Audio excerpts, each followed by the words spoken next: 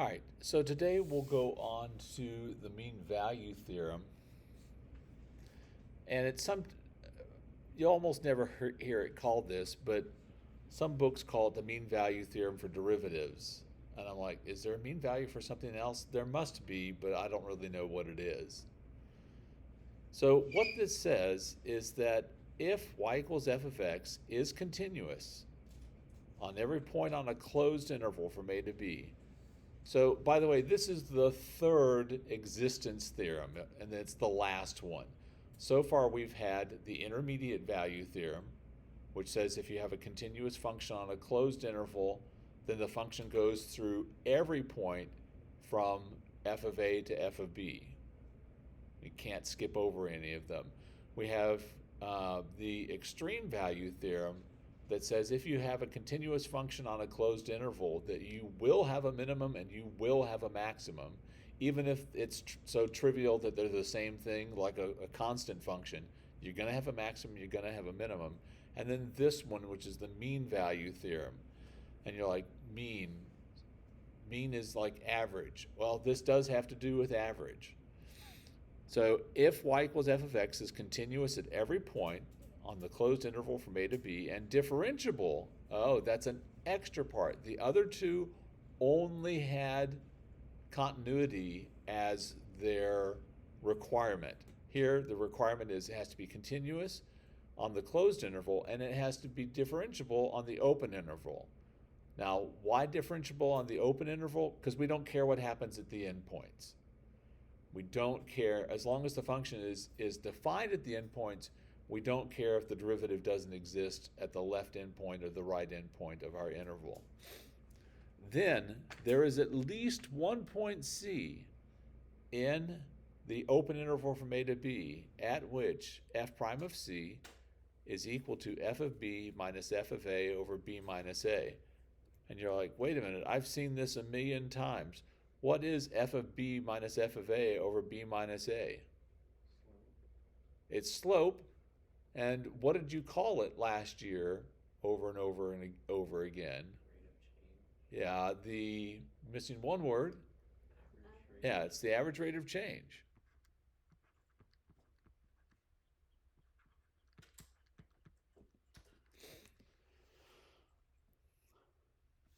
So it's the average rate of change, and if you would be more specific, of f on the closed interval from a to b.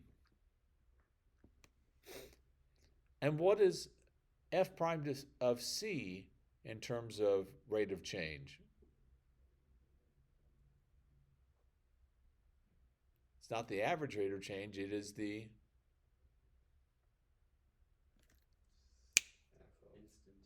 there we go. It's the instantaneous rate of change. Thank you, sir.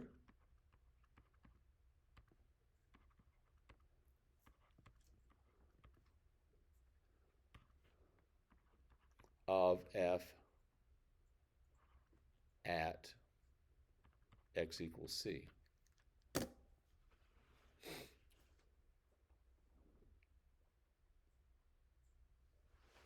So if you have a continuous function that's differentiable everywhere between the two endpoints, then at some point the instantaneous rate of change has to be equal to the average rate of change. So let me give you a simple example to think about before we look at this graph. If you're traveling someplace and you go 100 miles in 2 hours,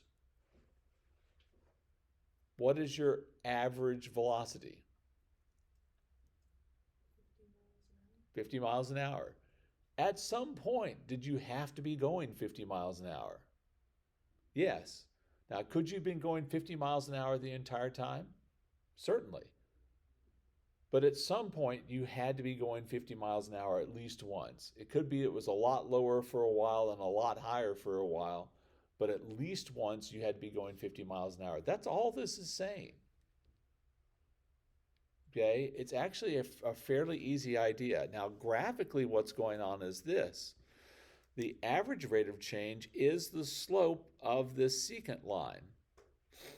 And what they're saying is if you have a continuous smooth curve, no, funky stuff going on. There's got to be at least one place where the slope of the tangent line is equal to the slope of the secant line. Graphically, that's what we're talking about.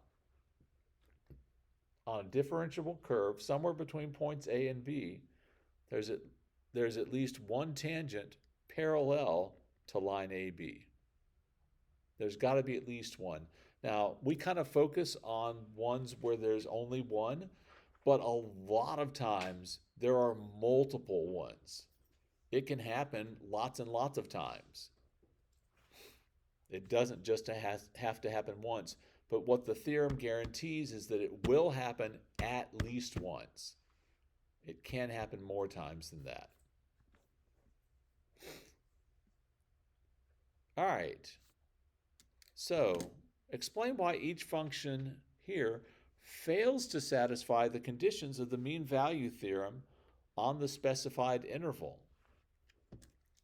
Okay, so remember there are only two conditions. The function has to be continuous on the closed interval, and it has to be differentiable on the open interval.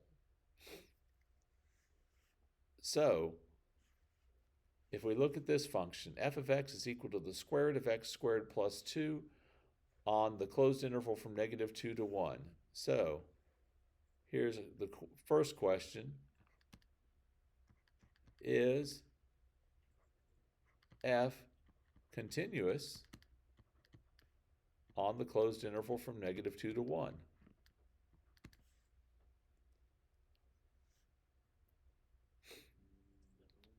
Why not? Because, wait, because,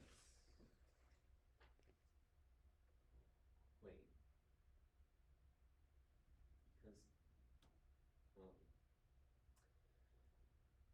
wait, never mind. What? Tell me what you were thinking. I was gonna say, the square root of x squared doesn't exist at -2, but Right, but remember, the order of operations says you square it first and then take the square root. So, is this continuous on that interval? Yes.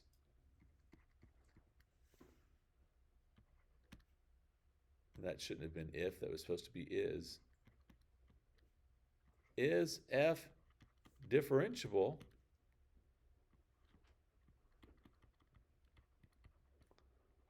on the open interval from -2 to 1?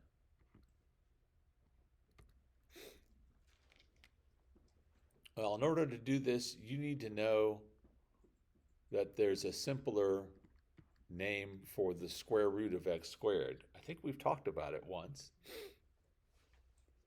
What is the square root of x squared? absolute of x. Yeah, that's the absolute value of x.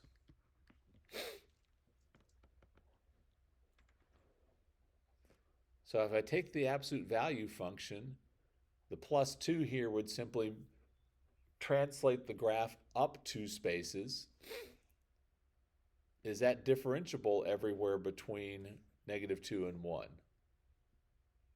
Where is it not differentiable? 0. Yeah. F prime of 0 does not exist.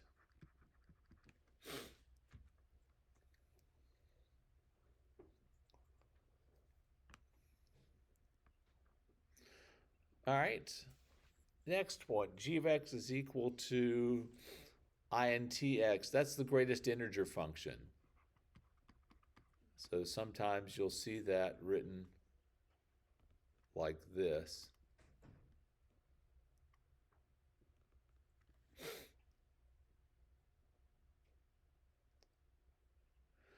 Some books that are more recent, I've started seeing it written like this.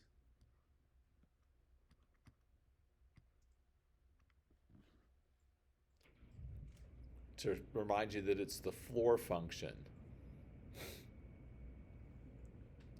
So in case you've forgotten, because we don't do this one a whole lot,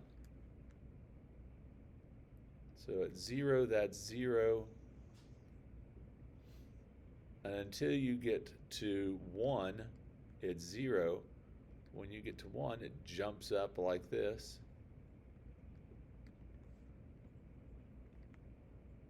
When you get to 2, it jumps up like this. Some books call this a step function, which I think tells you what it looks like. So, what's the problem here? Is g continuous on the interval from 1 to 2? No, it's not continuous at x equals 2.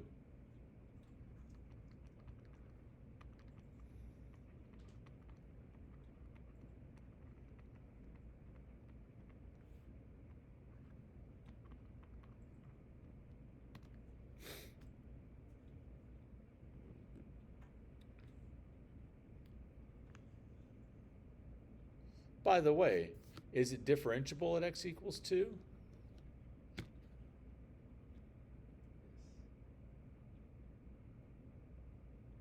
yeah, because it's not continuous. Remember, in order to be differentiable at a point, the function has to be continuous at that point. Remember, if we were looking at the slopes from the right, these are all 0, but the slopes from the left all look like that.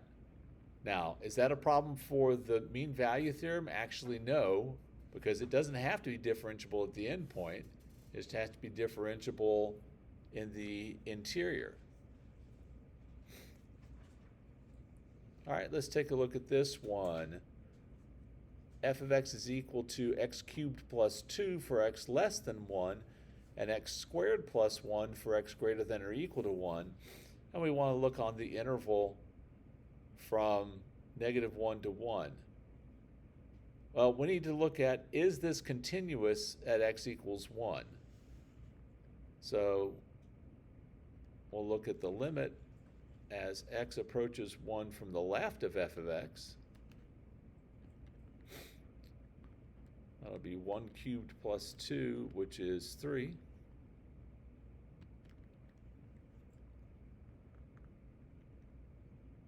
And the limit as x approaches 1 from the right of f of x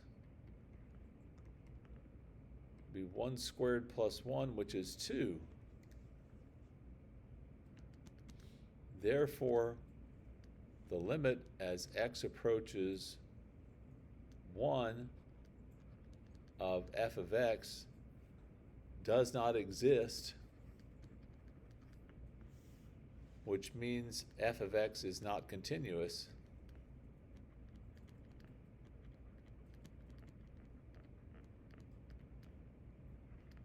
At x is equal to 1.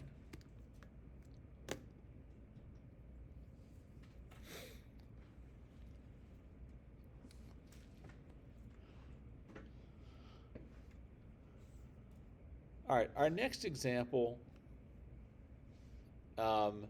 is one that's in every math or every calculus textbook ever written, and I can almost guarantee you that you'll never see one like this on the AP exam. We'll talk later about what kind of questions they do ask on the AP exam about the mean value theorem, because they do every year ask multiple questions about the mean value theorem. Okay, it's almost always in the multiple choice part, although sometimes in the free response, but you're never going to get a question like this. Math textbooks, on the other hand, like these quite a lot, so let's take a look. First of all, we're going to show that the function f of x is 2x cubed satisfies the hypotheses of the mean value theorem on the interval from 0 to 2, and we're going to find the value of c guaranteed by the theorem. All right, so there are two parts to the hypotheses. The first part is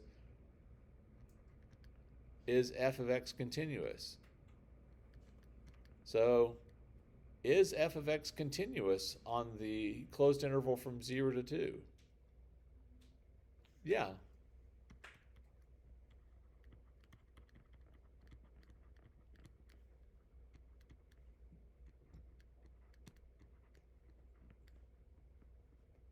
And I might add an explanation if someone actually was asking me this on an AP exam. I would say because polynomial functions are everywhere continuous.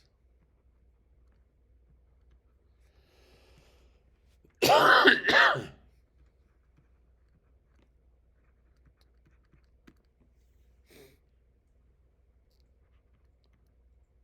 then f prime of x, which is 6x squared,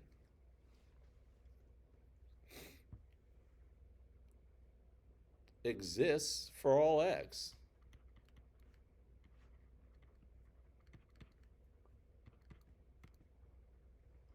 So f is differentiable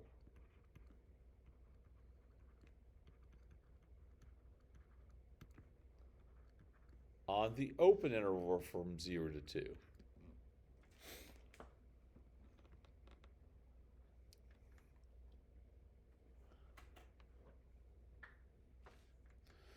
So what we're going to do is set the derivative 6x squared equal to the average rate of change. So that's going to be f of 2 minus f at 0 over 2 minus 0.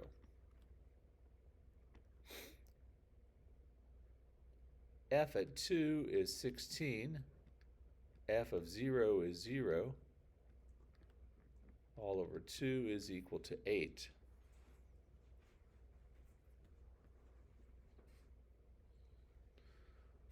So I've got 6x squared is equal to 8. So x squared is equal to 8/6.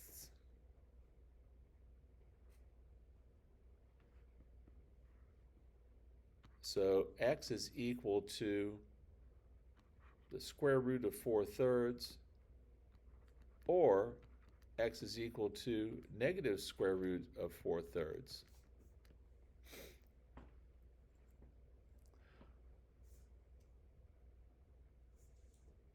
However, the only c value that works is the square root of 4/3, because we have to be on the interval between 0 and 2.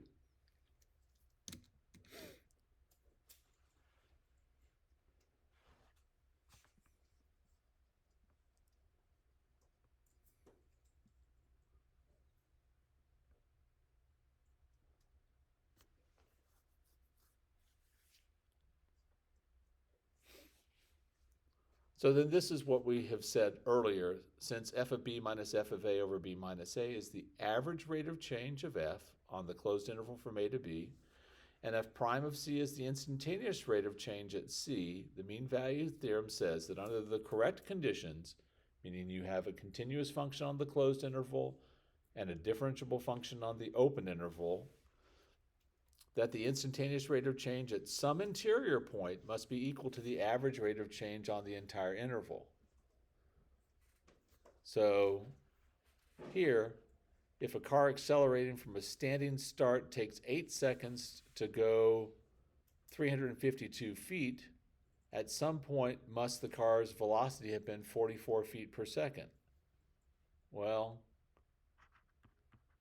the average velocity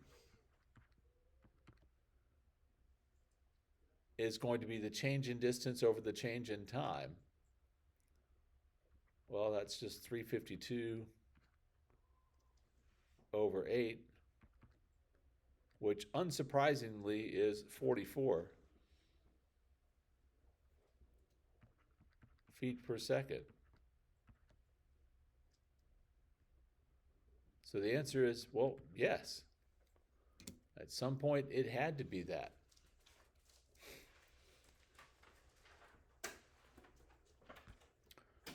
This is one of those weird days where I don't know how it happened, but on the pep rally schedule, first period is actually a minute longer than normal.